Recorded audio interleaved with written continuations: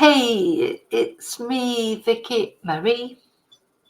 I'm on my second coffee of the day now. Good morning. It's a Monday morning here in Spain.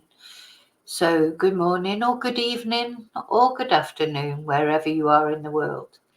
Okay, so I just thought I'd give you an update about Samantha Murphy. Not that there's much of an update really, but just a few bits of pieces of things you might find interesting.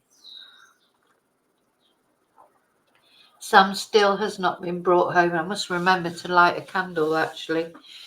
I've had a candle burning all the time that I'm actually awake, apart from when I go to bed. But I haven't lit one this morning yet. I must do that.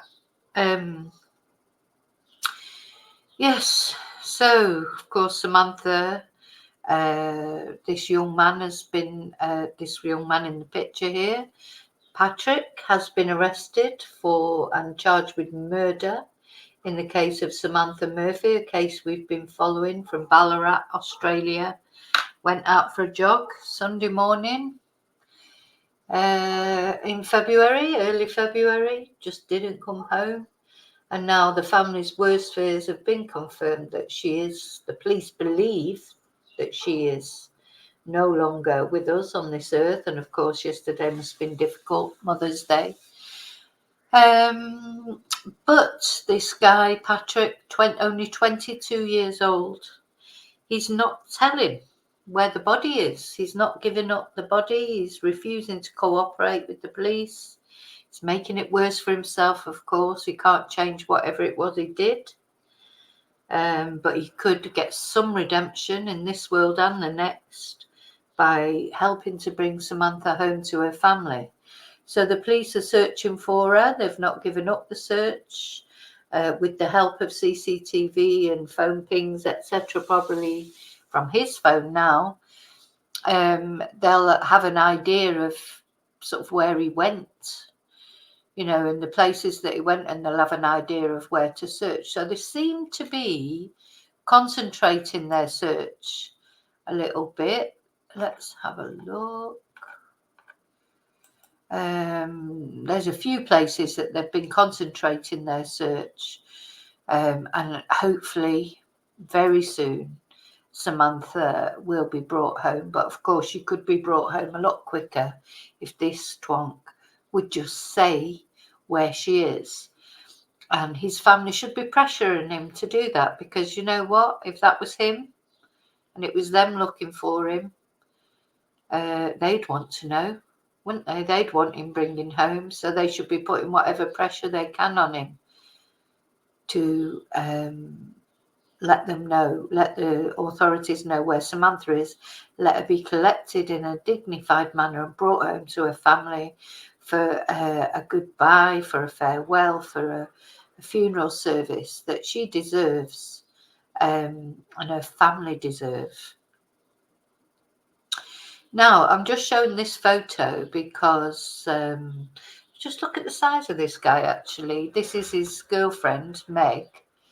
He's a big guy, isn't he? He's a big, tall guy. He's a footballer. He's muscly. He's, because Sam, of course, she was fit and healthy and strong. She was training up for a marathon, but he's a big guy.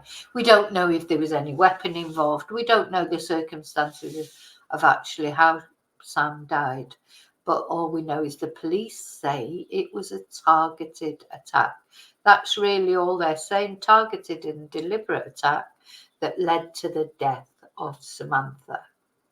So I just wanted to show this picture. I've been looking for it for a few days. It was a picture that was on Reddit, where this picture underneath, the picture of him and his girlfriend Meg, who God knows what it feels like for her, because she was with him on the morning, wasn't she, when the police swooped in and arrested him. God knows what she thinks about it all, or what she knew, what she didn't know. But it can't be very nice for her, can it, if she had nothing to do with it? But yeah, this was on Reddit. I couldn't find the thread that it was on, but I must have downloaded it at the time. And this is supposed to be him, the red circle around the person. But of course, as these people always do. They have their faces covered up because they're cowards. Australia for the white man, not for the woman, just for the white man. And this is the Socialist Network. How dare they call themselves socialists? You know, how dare they tarnish the word socialist? Socialism is not about white supremacy. Makes me so angry. You know, socialism is not about that. Tarnishing the name of socialism. Australia for the white man. I mean, come on. You know, Australia, the indigenous population of Australia are Aborigines.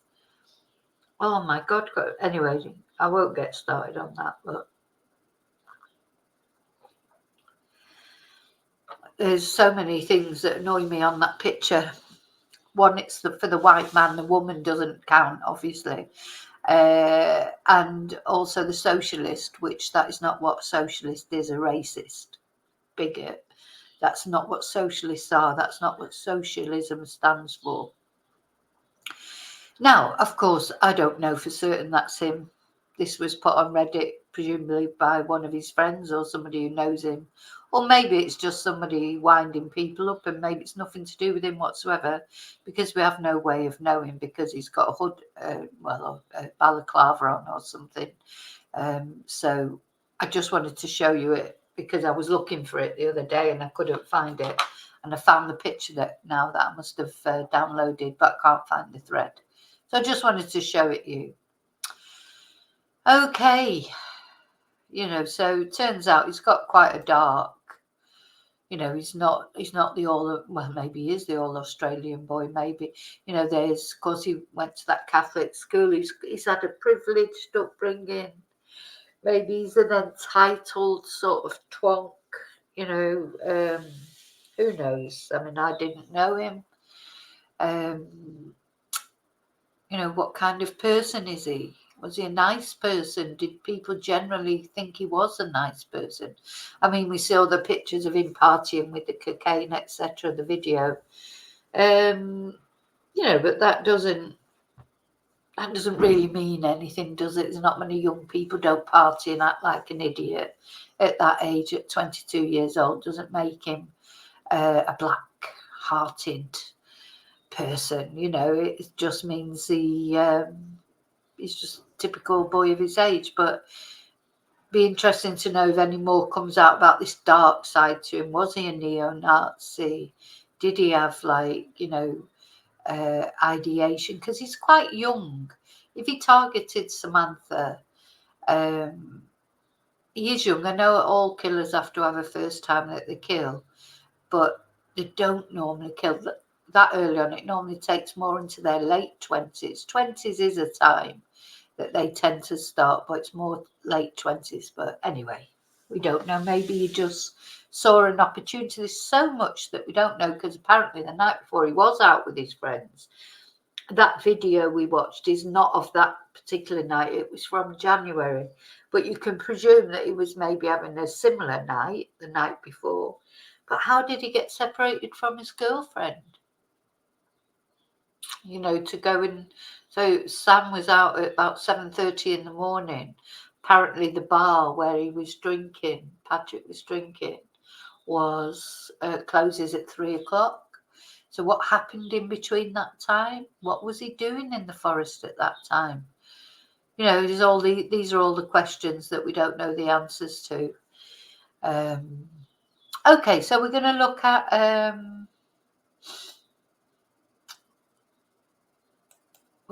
a video here on the Australian news, just to give us a little bit of, you know, a little bit of more information.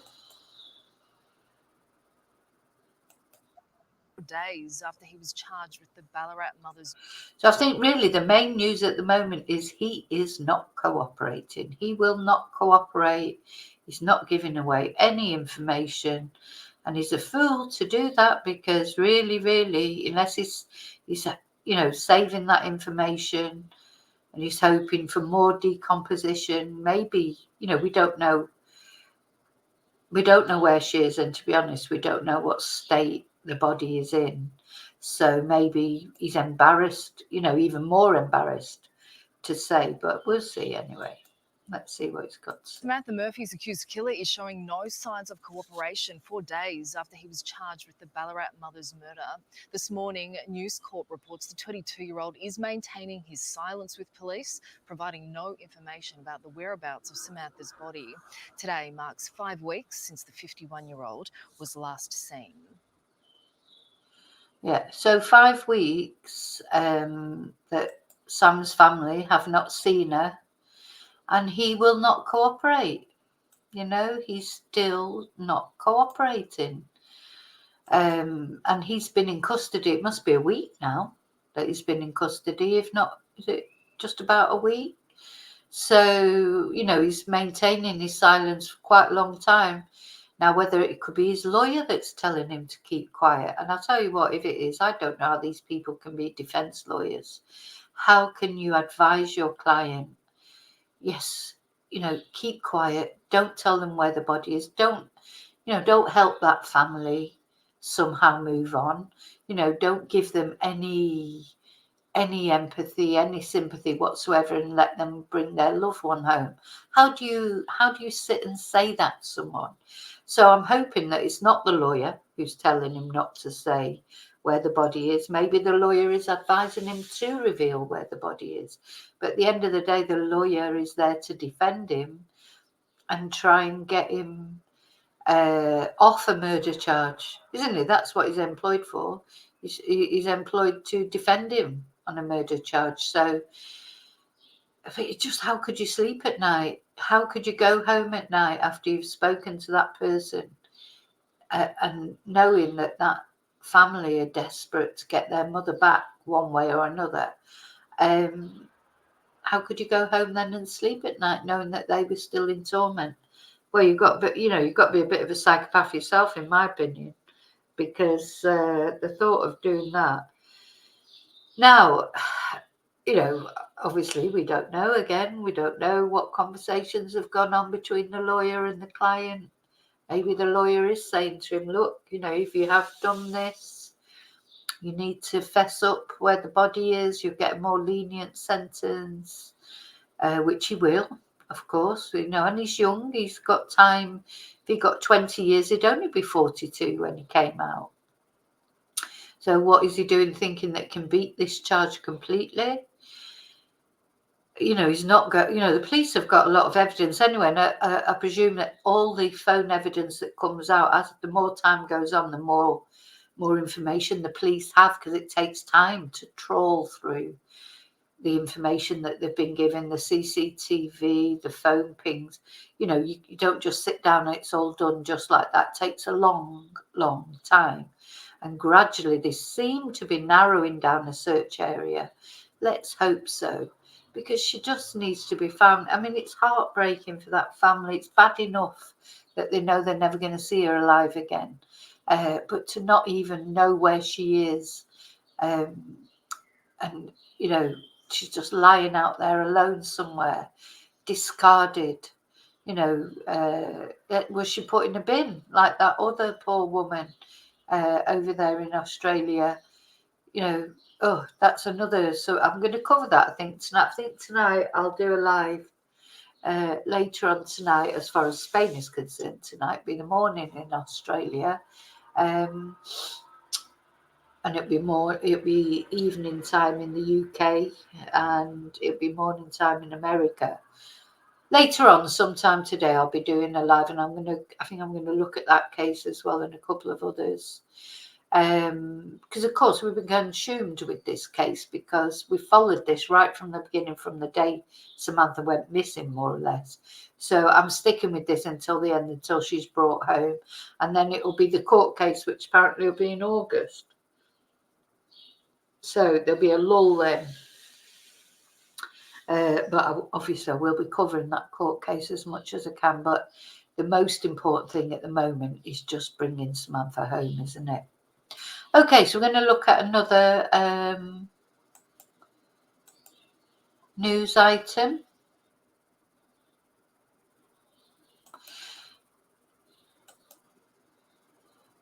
A current affair.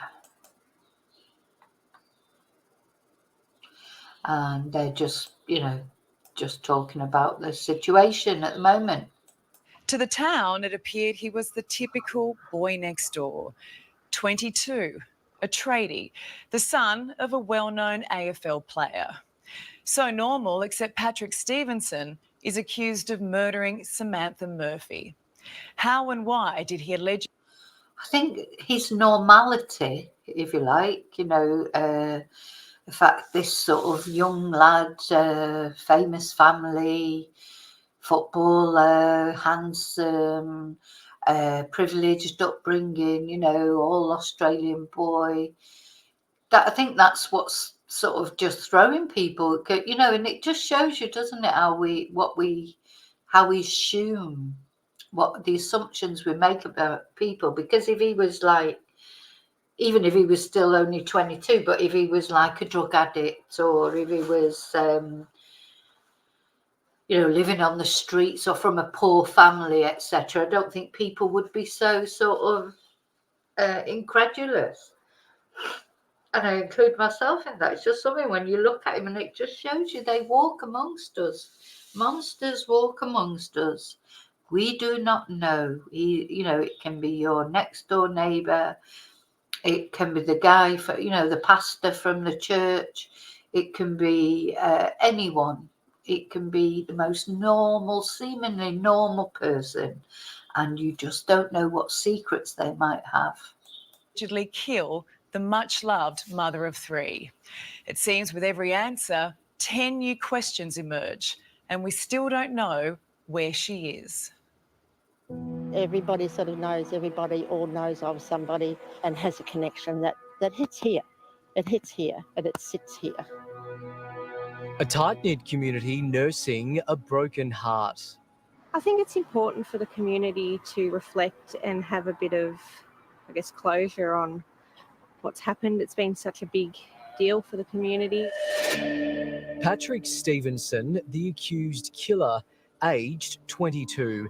He apparently didn't know Samantha Murphy, but according to police, he allegedly murdered her and spent more than a month trying to conceal the crime. The son of ex-AFL player Oren Stevenson. I wonder what it was like for him that month. Was he living on edge? I find this video very sad, because here he's just a little boy, isn't he? And with not knowing what he was going to end up doing, sort of thing. Just the innocence here of him and his dad playing football. It's quite sad, that, isn't it? Because why did he turn out to do something like this?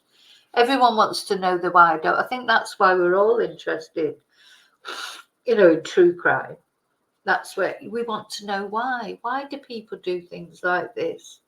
Because we can't get our head around it, and that's what makes it intriguing, I think. Well, for me anyway, the psychology of true crime. And those of you who know, I have sort of had an experience in my past, a stalking experience. That's what started off really my interest in true crime, and it just sort of spiraled from there. But it is the psychology of it, because you cannot get your head around what goes through people's minds, even the people you just don't expect. He's like a Ted Bundy maybe in the making, or a Jeffrey Dahmer, or these people. Could he have ended, if he hadn't been caught? Would he end up being a serial killer? Because until we know how Sam died, we don't know. Normally you can tell a serial killer in the making. I think there'll be less serial killers these days because of advances in technology and DNA. The 70s was like this sort of almost golden age of a serial killer, wasn't it? Because things hadn't been, all the dots weren't sort of joined together then in the 70s. DNA wise and technology wise. Now I think it'd be difficult to be a serial killer, because straight away DNA as soon as you murder more than one person, the DNA is going to match up, unless you manage to keep your DNA off there. With the technology of the phone pings, etc., and stuff, that seems like that's how they've ended up catching Patrick. I think it'd be very difficult for a serial killer to operate for a long length of time like they used to. But, you know, I suppose it all depends. It depends on the circumstances. If they pick up sort of random people, they're the hardest ones to prove, aren't they? When there is no connection, that's the hardest to solve. I think the hardest cases to solve, as far as the police are concerned. But yeah, he seems to have been identified. This is probably why he's hanging on, not talking about the body, because DNA is irrefutable, isn't it? So he's not going to be wanting his DNA to be identified. Who once played for Richmond and Geelong. Patrick played for his local team too, the Redan under-19s, appearing in this article with his footy mates in 2019, advocating for friends to look after each other on the road. Every time you go down the street, you see someone that you know. It's that, you know, that degree of separation is very close. So there's a lot of people that know Sam and her family. Sue Yorston, president of the Buninyong and District Community Association, where the search for Samantha has been centred. And a lot of those people that have been coming out and searching, and especially now on the weekend, are not local. You know, they're people that have been touched and impacted by this to the point where they just want to go out and do something. You know, so we've had people from all over. Patrick Stevenson was arrested at 6 a.m. Wednesday morning at this home in Scottsburn, where he was house sitting with his girlfriend. Yeah, house sitting at this house with his girlfriend that morning, 6 a.m. The police.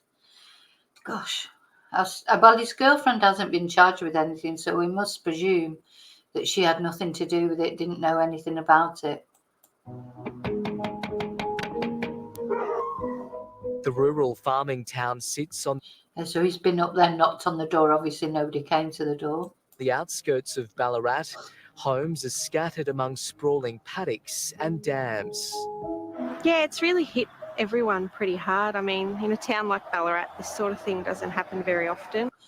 There's been a lot of talk about the dams, etc. You know, I don't know if that's where they're concentrating their search. And I think we all want to look after our mums, and it's just the feel with everyone, I think.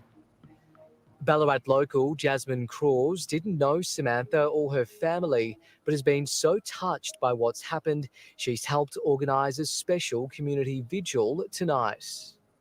They're welcome to lay flowers or anything else that they feel would be nice to do for Samantha and her family. And then at 7:45, the Mayor will This was last Friday, the vigil took place. speak, and will lead into a light vigil.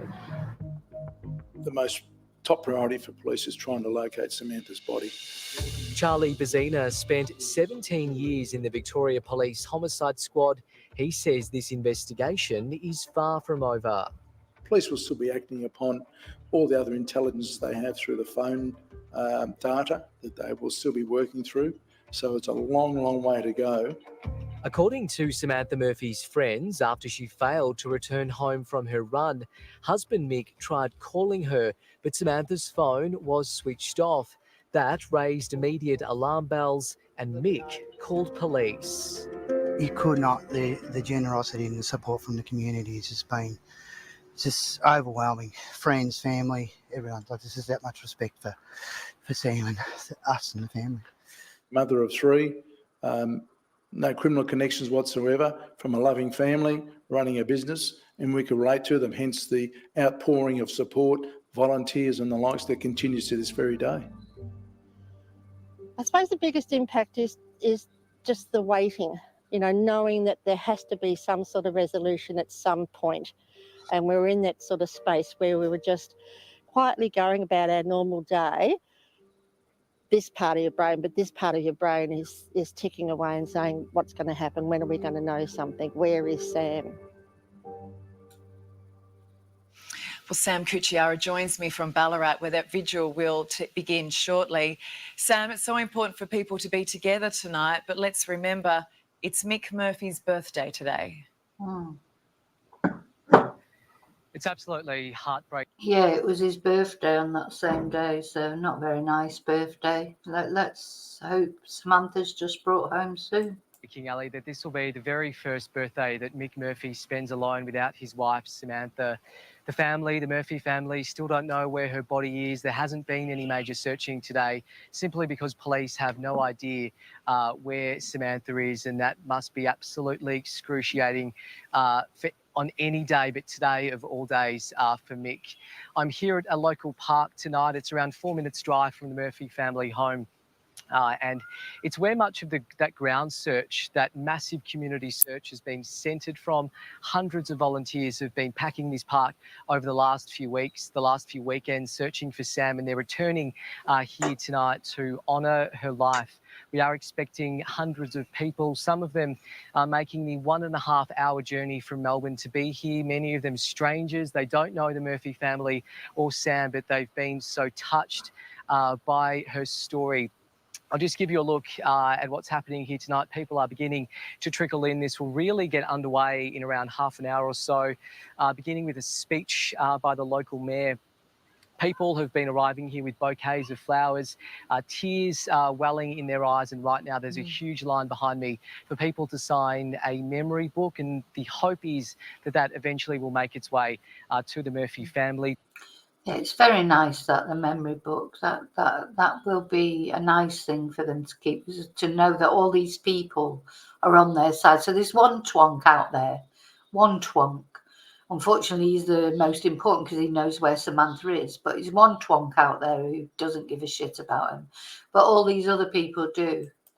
People here have told me they just want Mick and all these kids to know that they're in everybody's hearts tonight. Ali, I've been here on the ground for the better part of the past few weeks, and it's been really incredibly inspiring to see that incredible, heartwarming community response from people that don't know Sam, as I say, or her family. Yeah, but so many people who care. And look, Sam, since the day Samantha went missing, her disappearance has been plagued by speculation. It's still the case as so many questions remain unanswered. That's certainly right, Ali. And the rumour mill here in Ballarat has been in overdrive. As I say, I've been here for the better part of 3 weeks. We've been here today. We'll be here yesterday when that arrest was announced. And some of the speculation, the theories that we're hearing are absolutely incredible. They're wildly inaccurate. Much of it we just cannot report because they are so wrong and offensive to the family.